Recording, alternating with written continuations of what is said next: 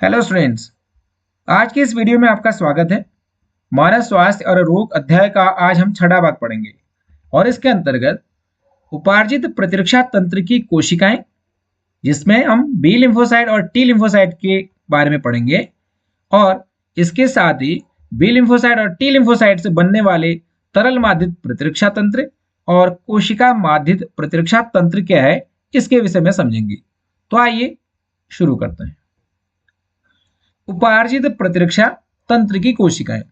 पिछले लेक्चर में हमने प्रतिरक्षा क्या है और प्रतिरक्षा कितने प्रकार की होती है, इसके विषय में पढ़ा था। प्रतिरक्षा दो प्रकार की होती है। नंबर पहला जन्मजात प्रतिरक्षा और नंबर दूसरा उपार्जित प्रतिरक्षा।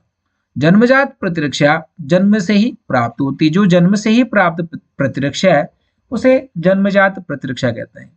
और जन्म के बाद किसी भी प्रकार से अलग अलग प्रकार से प्राप्त की गई प्रतिरक्षा को उपार्जित प्रतिरक्षा कहते हैं। तो आज हम उपार्जित प्रतिरक्षा तंत्र की कोशिकाओं के विषय में पढ़ेंगे कि कौन कौन सी कोशिकाएं उपार्जित प्रतिरक्षा तंत्र में महत्वपूर्ण होती हैं।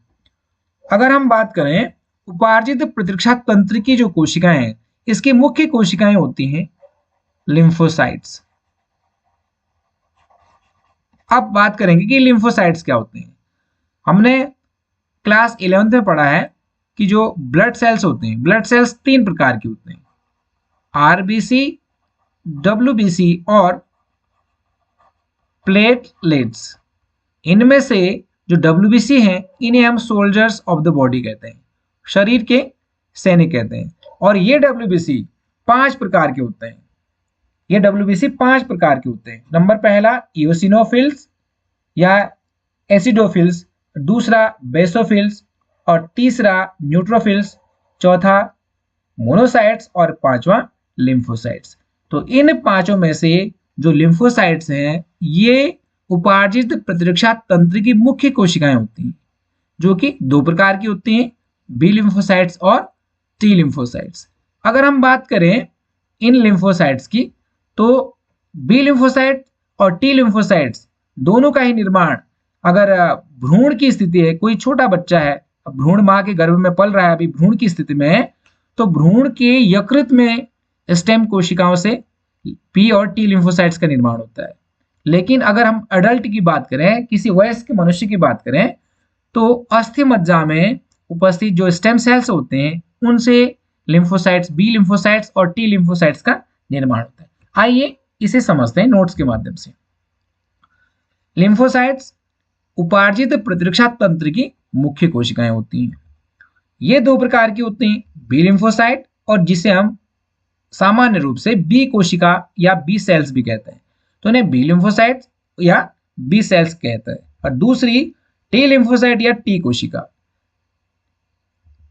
बी लिम्फोसाइट और टी लिम्फोसाइट कोशिकाओं का निर्माण भ्रूण की स्थिति में, अगर कोई बच्चा मां के गर्भ में पल रहा है भ्रूण की स्थिति में, तो भ्रूण के यकृत में उपस्थित स्टेम कोशिकाओं से बी और टी लिम्फोसाइट्स का निर्माण होता है। अगर बात करें वयस्क मनुष्य में, तो वयस्क मनुष्य के अस्थि मज्जा में उपस्थित स्टेम सेल्स से बी और टी लिम्फोसाइट्स का निर्माण होता है। तो सबसे पहले हम लोग देखते हैं बी लिम्फोसाइट्स को।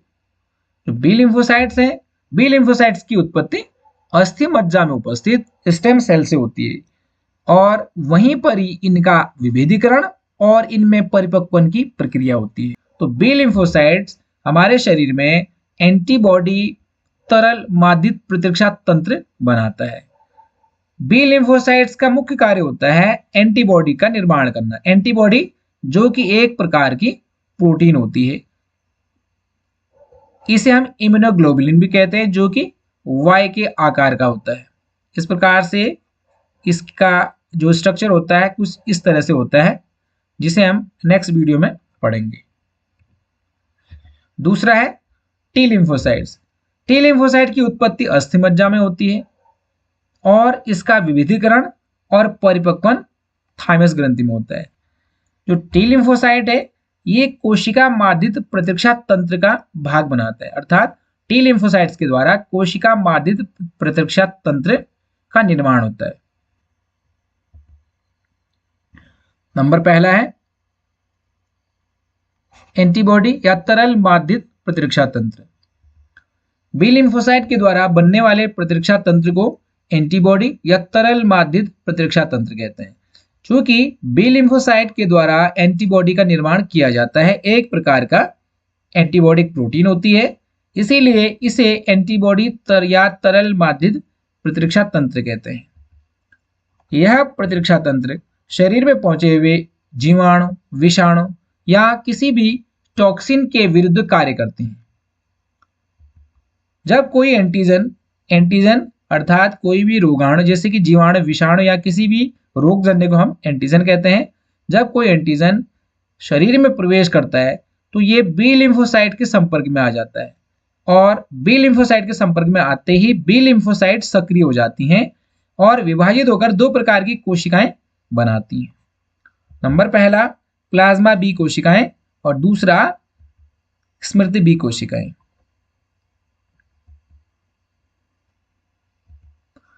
प्लाज्मा बी कोशिकाएं। प्लाज्मा बी कोशिकाएं एक ग्लोबुलर प्रोटीन का निर्माण करती हैं जिन्हें हम प्रतिरक्षी या एंटीबॉडीज कहते हैं।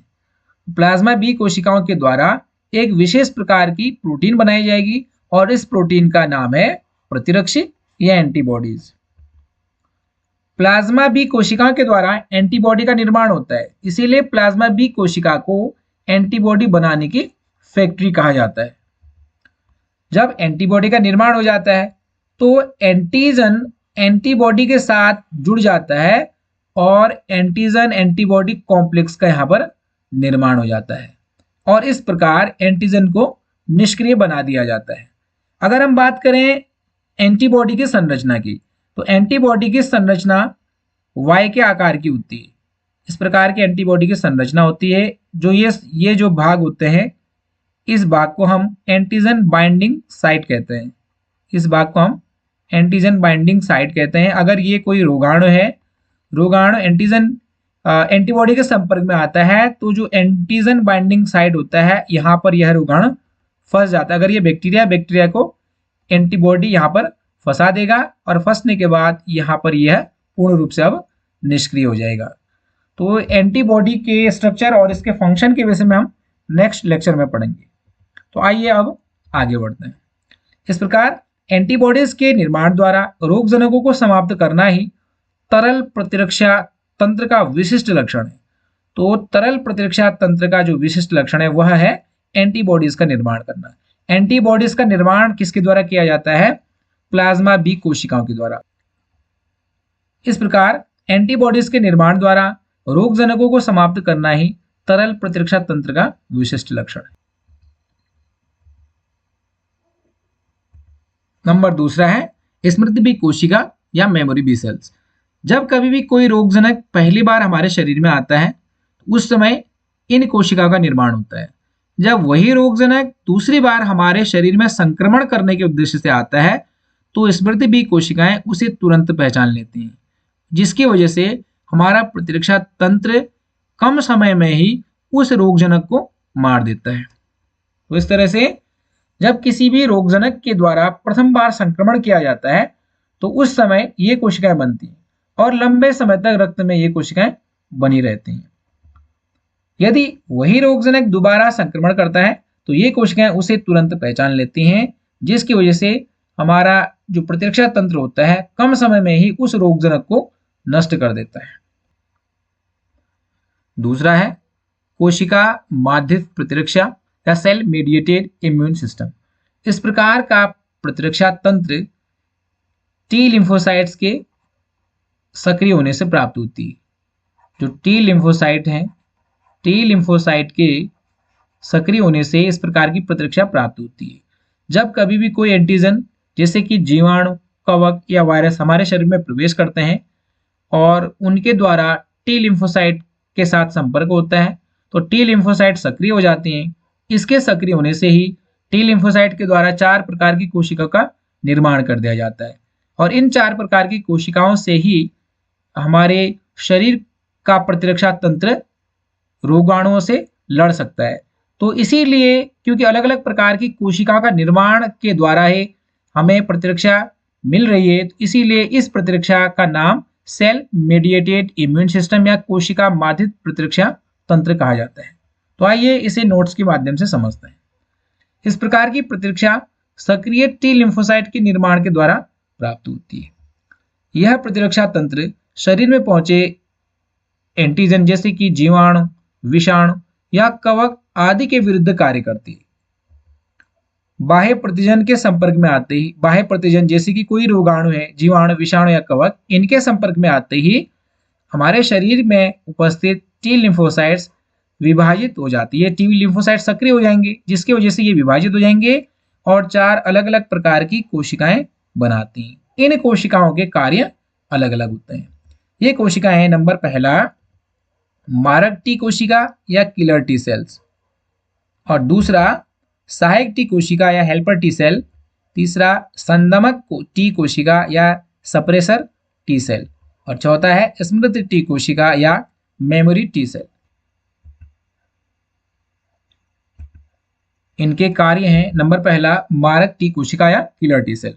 जब कभी भी कोई रोगाणु हमारे शरीर में प्रवेश करता है और किसी स्थान पर संक्रमण फैलाता है, तो सबसे पहले मारक टी कोशिका वहां पर पहुंच जाते हैं और संक्रमण फैलाने वाले स्थान में पहुंचकर एक विशेष प्रकार के प्रोटीन का स्राव कर देते हैं, एक विशेष प्रकार के पदार्थ का स्राव करते हैं जिसे हम परफोरिन कहते हैं। यह क्या करेगा, यह रोगजनकों के शरीर में छिद्र बना देगा, जिससे उन्हें यह आसानी से नष्ट कर देते हैं। तो मारक टी कोशिका या किलर टी सेल्स का कार्य है, जब कभी भी शरीर में कोई प्रतिजन पहुंचता है, कोई एंटीजन आता है और किसी स्थान में संक्रमण पहुंचाता है, संक्रमण फैलाता है, तो उस स्थान पर मारक टी कोशिका पहुंच जाते हैं और वहां पर परफोरिन नामक पदार्थ का स्राव कर देते हैं। इस परफोरिन के कारण उन रोगजनकों के शरीर में छिद्र बन जाते हैं, जिससे वे आसानी से नष्ट हो जाते हैं। मारक टी कोशिका विषाणु से संक्रमित कोशिकाओं को नष्ट करते हैं, साथ ही ये कैंसरस कोशिकाओं को भी नष्ट करने का कार्य करते हैं। नंबर दूसरा है सहायक टी कोशिका या हेल्पर टी सेल्स। सहायक टी कोशिकाओं का कार्य है, जब कभी भी रोगाणु शरीर में आता है, उसके अगेंस्ट बी कोशिकाओं या बी लिम्फोसाइट्स के द्वारा जो एंटीबॉडीज का निर्माण किया जाता है, तो बी कोशिकाओं को एंटीबॉडीज के निर्माण बनाने के लिए सहायक टी कोशिकाएं और ज्यादा प्रेरित करती हैं, जिसकी वजह से बी कोशिकाओं के द्वारा और ज्यादा मात्रा में एंटीबॉडीज का निर्माण किया जाता है, जिससे कि रोगजनक को शरीर में ही नष्ट कर दिया जाए। नंबर तीसरा है संदमक टी कोशिका या सप्रेसर टी सेल।